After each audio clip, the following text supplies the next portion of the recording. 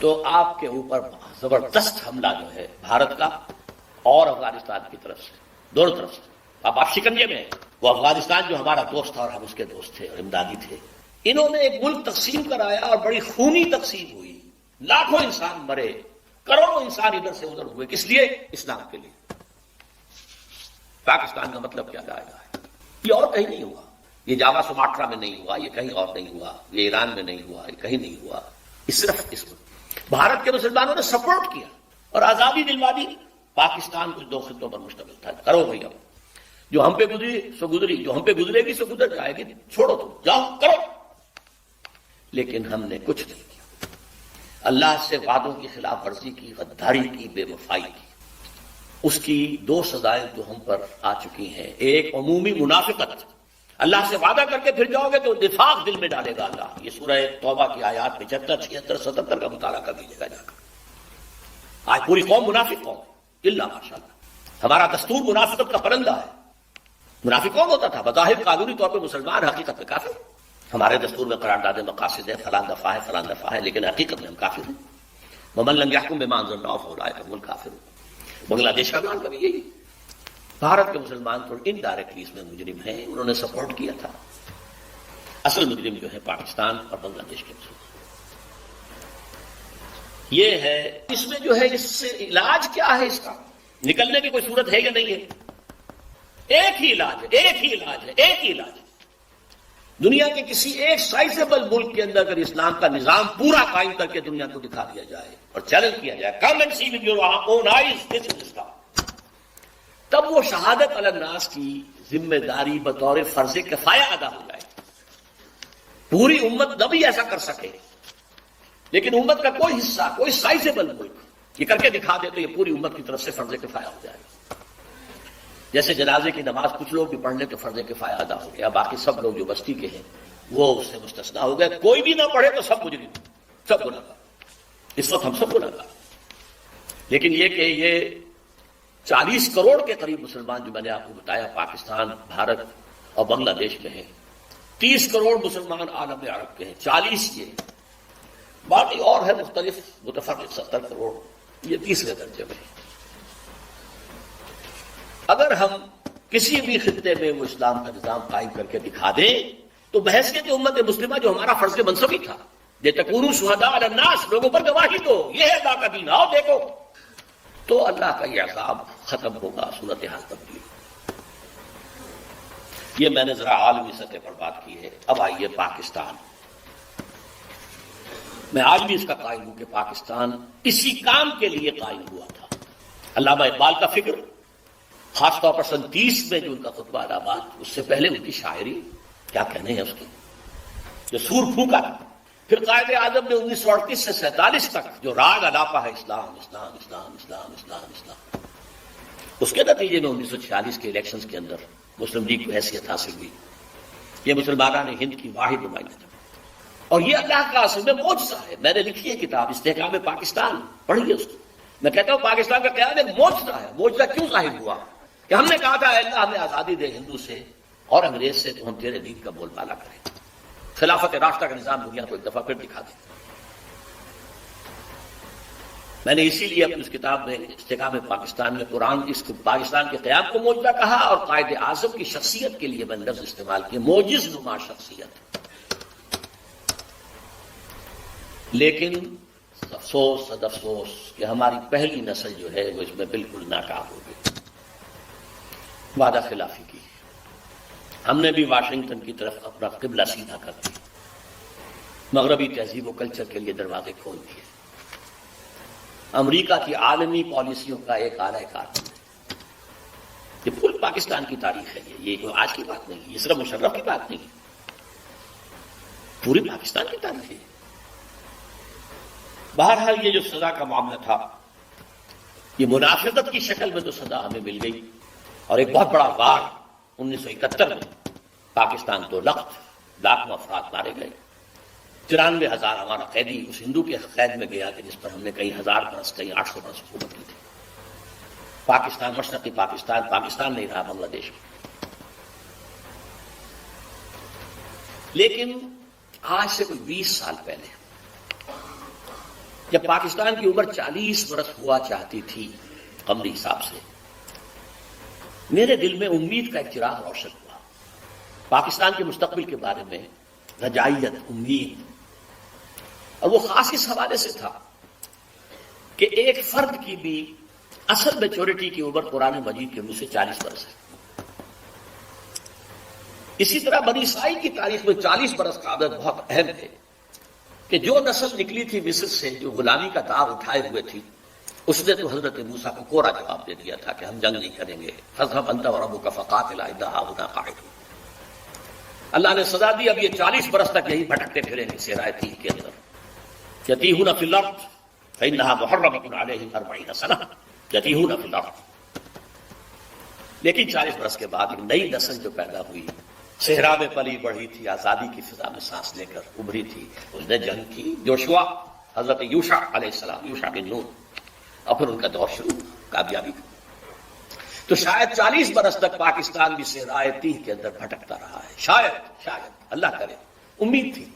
اس امید کا مظہر ہے میری کتاب استحقاق پاکستان، کتنوں نے پڑھی ہوگی آپ میں سے، میرا خون جگر ہے اس کے اندر، امید تھی کہ ہوگا انقلاب یہاں آئے، اللہ کرے گا۔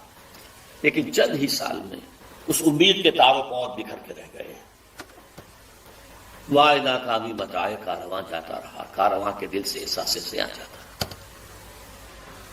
92 میں یہ جو کتاب آئی تھی استحقاق پاکستان، یہ 85-86 میں آئی ہے، لکھی گئی 85 میں، چھپی 86۔ 92 میں میری کتاب آئی ہے جس کا میں نے پہلے بھی ذکر کیا، تو پڑھیے خدا کے لیے، سابقہ اور موجودہ مسلمان امتوں کا ماضی حال مستقبل۔ اس میں میں نے پاکستان کے لیے لکھ دیا یا سنگیز کیفیت، 3 میں سے کوئی ایک انجام اس کا ہوگا۔ ایک تو یہ ہے جس کے کوئی آثار نہیں، کہیں نظر نہیں آ رہے، کوئی امید کی کرن نہیں کہ اس امت مسلمہ پاکستانیہ کو قوم یونس کی طرح توبہ کرنے کی توفیق ہو جائے اور عذاب ٹل جائے۔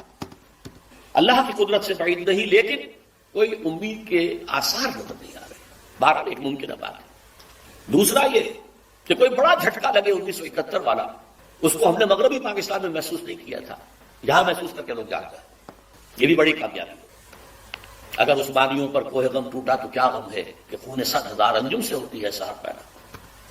اور تیسرا میں نے لکھا ہے، آج بھی پڑھ لیجیے، 92 کی چھپی ہوئی کتاب، تیسرا امکان یہ ہے کہ بھارت پاکستان کو فتح کرے، کروڑوں مسلمانوں کو قتل کرے، اپنی 1000 سالہ غلامی کا پورا انتقام، اپنے انتقام کی پیاس کو بجھانے کے بعد، لیکن اس کے بعد پھر انشاءاللہ وہ ایمان لائے اور فتنہ تاتار کی تاریخ دوبارہ دہرائی جائے گی۔ کروڑوں مسلمان ان کے ہاتھوں قتل ہوا، کروڑوں، پھر اسلام نے انہیں فتح کر لیا، وہ مسلمان ہو گئے، اور پھر عظیم ترین مملکتیں پوری دنیا کے اندر ان ترکوں نے قائم کی، ترکان تیموری ہندوستان، ترکان صفوی ایران، اور ترکان عثمانی کی تو کیا بات ہے، اناطولیہ سے شروع ہو کر ترکی جو ہے اس کا بھی ایشیائی حصہ صرف ان کے پاس تھا، پھر جو ان کا فتوحات ہوئی ہے، یورپ کا تقریباً آدھا مشرقی یورپ ان کے تحت تھا، ہے عیاں فتنہ تاتار کے افسانے سے پاسباں مل گئے کعبے کو صنم خانے سے، وہی جو قاتل تھے، سفاک تھے، پورے شہر کے لوگوں کی آبادی کو قتل کر کے اور ان کی گردنیں علیحدہ کر کے، ان گردنوں کو، سروں کو، سریوں کو جمع کر کے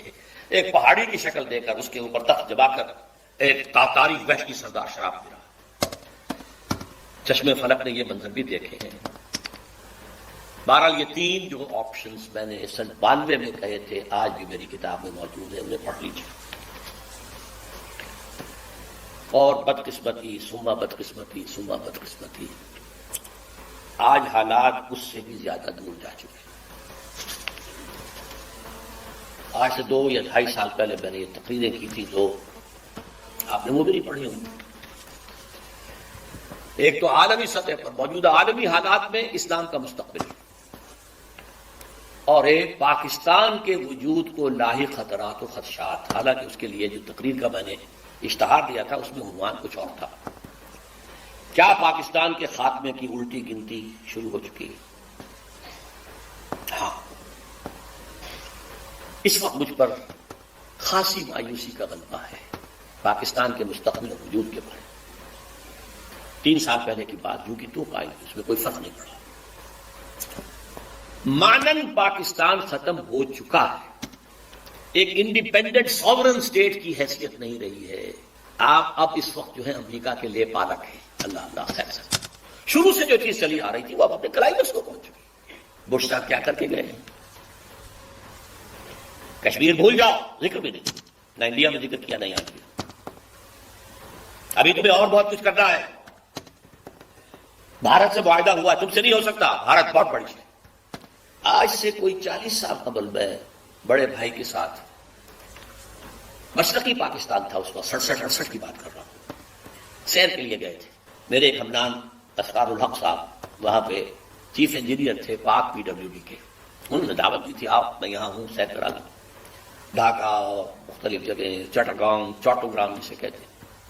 وہاں ایک ملاقات میں اسرار الحق صاحب نے، وہ امریکہ جا چکے، وہیں کیا بات ہو گئی، پہنچی وہیں یہ خال جہاں کا خبیر تھا. انہوں نے ایک جملہ کہا جس پر مجھے بہت پیش آیا تھا. جملہ سنیے: India is a very great country and Pakistan is only a nuisance to it. انگریزی دان لوگوں نے تو سمجھ لیا ہوگا. بھارت ایک بہت بڑا ملک ہے اور پاکستان اس کے لیے تھوڑی سی سرگرانی کا باعث ہے، بس ختم.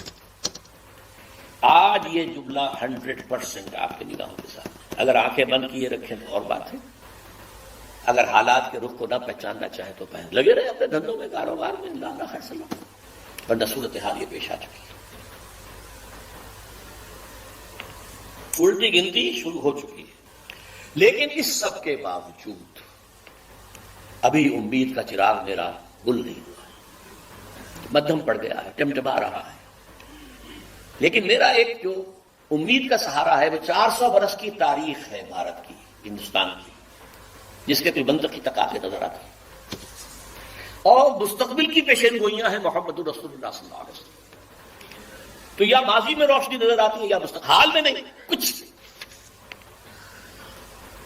We have been cut to size. اور جو تھوڑا سا شوشہ چھوڑا ہے مشرف صاحب نے کہ میرا جو چین کا دورہ تھا وہ اسی مقصد کے لیے تھا، وہ بیلنس کرنے کے لیے گئے تھے. اول تو چین آپ کو گھاس ڈالے گا نہیں، ابھی طویل عرصے تک اس کا ارادہ کنفرنٹیشن کا ہے ہی نہیں. وہ اپنی اکانومی کو ڈیولپ کرنے میں لگا ہوا ہے. ثانیاً اگر آپ کی کوئی پیش رفت ہو گئی تو آپ کے اوپر زبردست حملہ جو ہے بھارت کا اور افغانستان کی طرف سے، دونوں طرف سے. اب آپ شکنجے میں ہیں. وہ افغانستان جو ہمارا دوست تھا اور ہم اس کے دوست تھے اور امدادی تھے. کرزئی کے بیانات سنیے، یہ کون ہز ماسٹرز وائس ہے، وہ یہ اس کی بات نہیں ہے، یہ بش کی بات ہے. بش نے کچھ باتیں یہاں آ کے کرنی تھی، کچھ باتیں پہلے ہی پہنچا دی تھی تھرو کرزئی. آج سے 2-3 مہینے پہلے ایک انٹرویو چھپا تھا اکرم ذکی صاحب کا، جو ڈپلومیٹ بھی رہے ہیں اور بیوروکریٹ بھی رہے ہیں. یہ قومی ڈائجسٹ میں ان کا انٹرویو چھپا تھا اور انہوں نے یہ کہا تھا، لکھ کے رکھ لو، عنقریب بھارت پاکستان پر بہت بڑا حملہ کرے.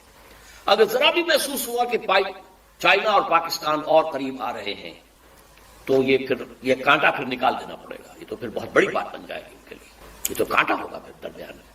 بہرحال اس کے باوجود میں آپ سے کہہ رہا امید ہے کہ شاید کوئی معجزہ اللہ تعالیٰ کے دل سے، پاکستان میں قیام بھی معجزہ تھا اور پھر تاکاریوں کا معجزہ کچھ تھا تو اب بھی معجزہ ہو سکتا ہے. تاکاریوں کی تاریخ جو ہے دہرائی جا سکتی ہے.